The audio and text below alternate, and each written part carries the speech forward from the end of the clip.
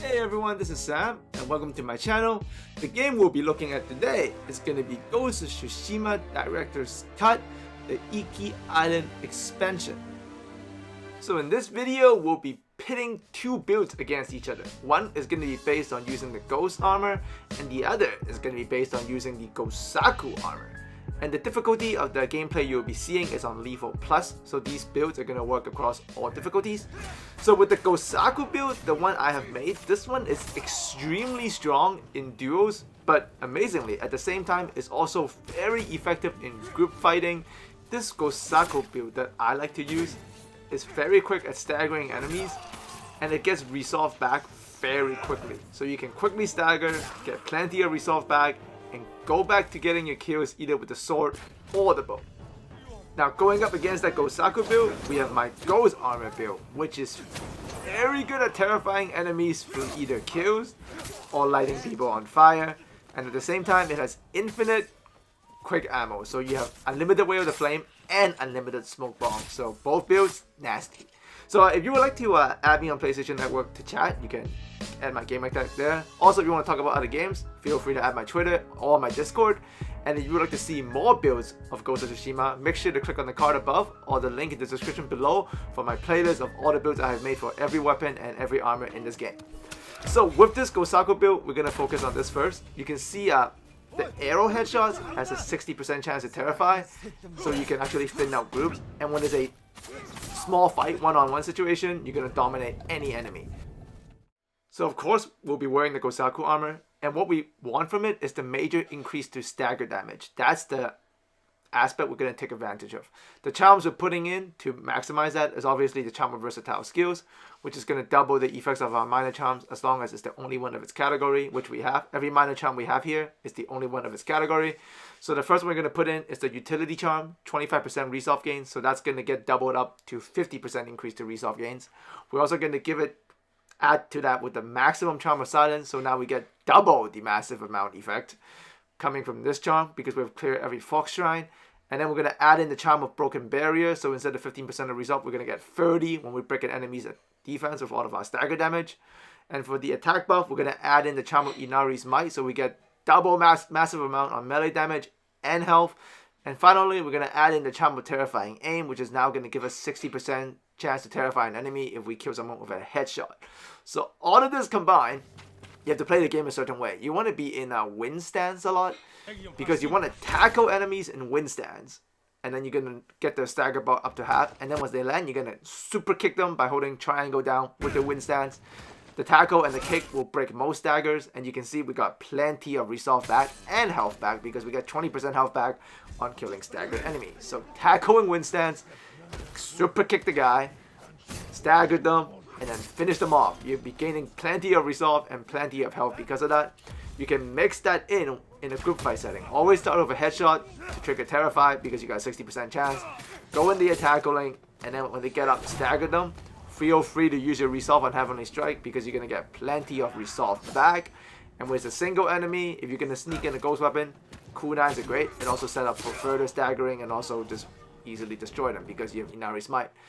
And in a duo setting, always start with win stance, super kick the guy to lower their stagger, pretty significant there, and then switch to the correct weapon and then bring their stagger down. Once they're staggered, just go to work. You'll be able to rinse and repeat this method and take out most stagger bars very quickly. So get this win stance, super kick from a distance, switch to the correct weapon, water stance in this case, and just look at how fast that stagger bar goes down. And after they're staggered, right, you get free shots.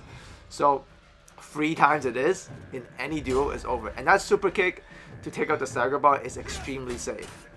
And then when you go to the water stance, it just flows so nicely. Quickly take on the enemy. This build is the best duo build for me personally. So let's change up the builds and let's take a look at the opponent, the Ghost armor build. This one is going to be all about first triggering the Wave of the Flame because you're going to get infinite ammo as you do melee kills. You can see I got 2 Wave of the Flames back for killing 2 enemies. And because it's the Ghost armor, the terror factor on kills is huge. So we'll be wearing the Ghost armor, and what we're going to take advantage of here is the 30% chance to terrify nearby enemy on kills. So the charms we're going to put on is the charm of versatile skills once again. but we're going to complement in that this time with only 2 charms that are not repeated. The first charm we're not going to repeat category-wise is the Charm of Fire Doctrine, so this gets buffed up to 60%. And then the other charm that is on its own category is the minor melee charm, the Charm of Inari's Might, which is going to give it extra health and massive amount of damage, doubled. And then we're going to add in the utility charm of the Charm of Fleet Foraging, which is 15% chance to recover quick ammo on a melee kill. That's not going to be buffed by versatile skills because we added in 2 more utility charms, but it's fine. We're going to use the Charm of Fortune. The 50% now becomes 100, so the Fleet Foraging becomes a 30% chance to happen. And then the Fire Doctrine is now at 60, and the armor's effect of, you know, being able to terrify enemies at 30% is now going to be at 60%. So we have double 60% chance to terrify enemies if we light them on fire and we kill them. Because of that, the math is very favorable to you. So if you light someone on fire, that's a 60% chance right there. They're stunned. And then if you light someone on fire, another 60 right there. But if I also happen to kill that guy, so that's another 60%. So that's 60% chance to trigger Terrify 3 different times. That's why that leader is scared. We killed this guy too because we hit pretty hard with the Inari's, right? So now we take everybody down. And because of the 30% chance to get ammo back, we just got the Way of the Flame back, of which we just used. So we can rinse and repeat this non-stop. But obviously, if you can just sneak in kills, you can use the Heavenly Strike. Because the 60% chance to terrify on just a basic kill, sometimes it's more than enough. We killed 2 guys here, 60% twice. There's no chance that guy won't run away. And he's gone. So that's big on terrifying. But at the same time, the Way of the Flame and the Smoke Bomb works the same way. So I can actually spam Smoke Bombs if I want. So I use 1 Smoke Bomb here, and then I go into Chain Assassination. Because I have a 30% chance to, you know, get ammo back if I melee kill someone. And Assassinate counts as a melee kill. So you can see I killed 3 enemies there, got my Smoke Bomb back. So I used the Smoke Bomb, got 1 back, killed 3 guys. Can't really beat that kind of setup, right? So when you put the 2 against each other, we're going to review both right here. I think, you guys let me know in the comment section which one you like more. That Ghost Armor build based on triggering Terrify or the Gosaku build. Personally, I think the Gosaku build is it's more fun because you get more involved. But if you just talk about straight up effectiveness, is that Ghost Armor build, because the ability to trigger Terrifies is too much. Essentially you're fighting less enemies guaranteed, right? With this Gosaku build though, it's all about managing, quickly staggering enemies, managing your resolve. It's a more satisfying way to play if you want to be kind of like a true samurai, or like you're just a guy that likes to melee a lot. If you're the warrior kind of player, this is the one for you. Ghost Armor is more of a rogue's approach and more crowd control. But for me, I think after a while, maybe start off with the Gosaku and then go to the Ghost. But the best thing about the Gosaku is though, as you get familiar with this overall, it's going to really help you out in duels, because you cannot take that Ghost Armor build into a duel, okay? I mean, you could if you want to struggle, but this Gosaku build is meant for dueling. Obviously, if it's you in a duel situation, you can switch out the Charm of Terrifying Aim because you're not going to be shooting any arrows, so you can switch that to any other gold charm you want to get, you know, more of a melee buff out of your staggers especially.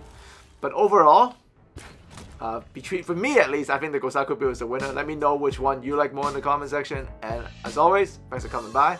And if you would like to chat, there's Play Together on PlayStation. That's my gamer tag. If you want to chat, there's my Twitter and also my Discord. I would love to, you know, build a community, chat with you guys, play together and all that.